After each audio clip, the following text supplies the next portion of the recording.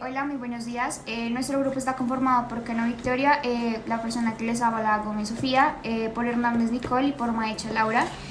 Nosotras escogimos un artículo el cual se llama Bajas concentraciones de plasmas de ácidos grasos de cadena corta en pacientes con TDAH. El trastorno por déficit de atención con hiperactividad (TDAH) es un trastorno neuropsiquiátrico frecuente en la prevalencia del 7,1% en niños y 5% en adultos y sobrerepresentación en varones. Varios estudios han informado una microbioma intestinal alterada en el TDAH en comparación con controles sanos. Aunque el microbioma asociado con el TDAH varía en estos informes, los hallazgos de una diferencia en comparación con los controles junto con los efectos conductuales observados en ratones trasplantados en una microbioma intestinal en pacientes con TDAH sugieren un estado alterado en el eje microbiota intestino-cerebro en el TDAH que puede contribuir en la fisiopatología de algunos comportamientos en el TDAH. Bueno, acá como el objetivo de este estudio fue explorar los conocimientos plasmáticos en el AGCC en niños adultos con TDAH en comparación con los individuos sanos. También evaluar el grupo de edad, sexo, niveles séricos de vitamina E, modo de parto, el IMCS, la dieta y los medicamentos farmacológicos, incluyendo los antibióticos, la melatonina y los medicamentos estimulados que afectan los conocimientos del SCFA en personas con TDAH. Para este estudio se reclutaron a pacientes con TDAH, pacientes sanos y pacientes diagnosticados con ICD-10, F90 que tenían entre 5 y 55 años. Se reclutaron a través de un ensayo aleatorio doble ciego de intervención simbiótica que se realizó en enero de 2016 en junio del 2018 en clínicas psiquiátricas en Estocolmo, Suecia. Los pacientes diagnosticados con ICE estaban en tratamiento farmacológico estable y no tuvieron ningún diagnóstico de autismo, diabetes o enfermedades celíacas.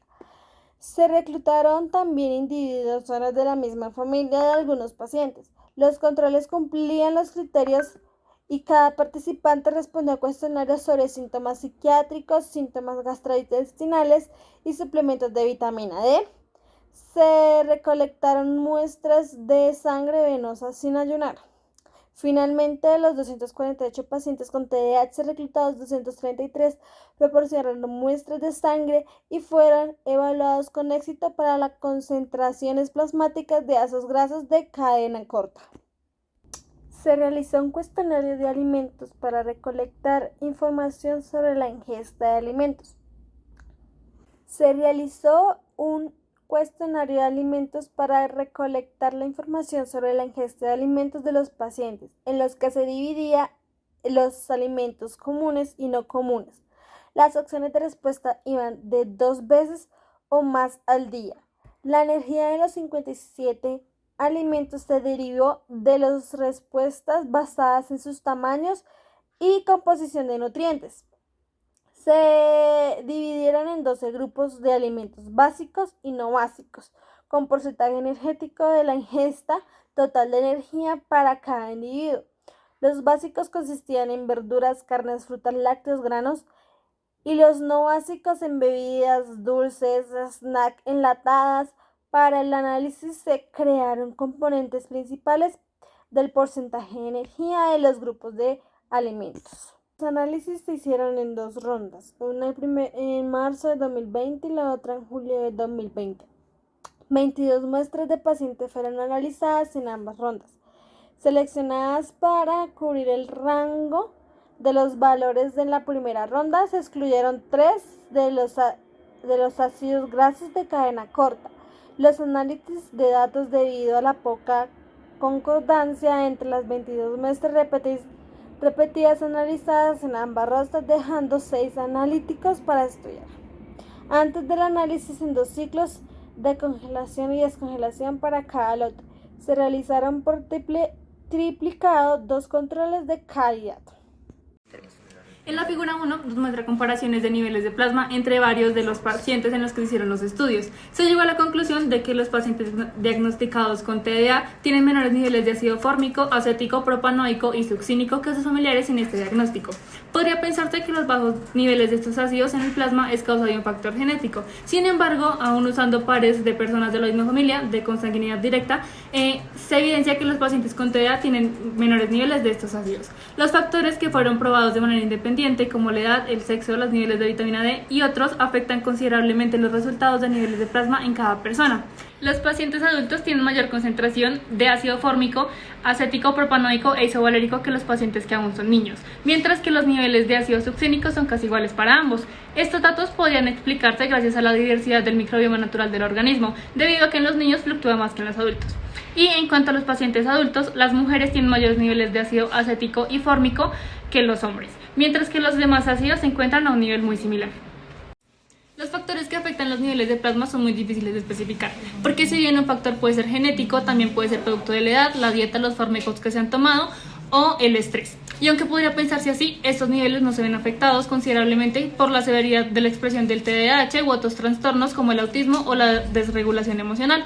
Hubo asociación positiva entre los niveles de ácido fórmico y la vitamina D. Sin embargo, en los otros ácidos estudiados y el resultado promedio no tuvo un valor realmente significativo, como se ve en el punto de la figura 2.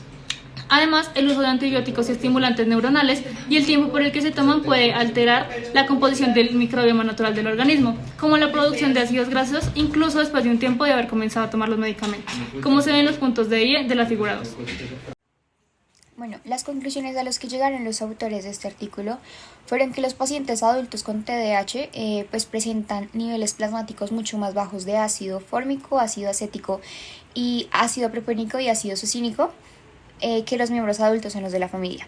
Llegaron a estas conclusiones usando modelos ajustados donde nos muestran que los pacientes infantiles tenían concentraciones más bajas de ácido fórmico, propiónico e isovalérico que los pacientes adultos, y también nos muestran que aquellos que tenían más medicamentos como antibióticos durante los últimos 2 años tenían concentraciones más bajas de ácido fórmico, propiónico y succínico.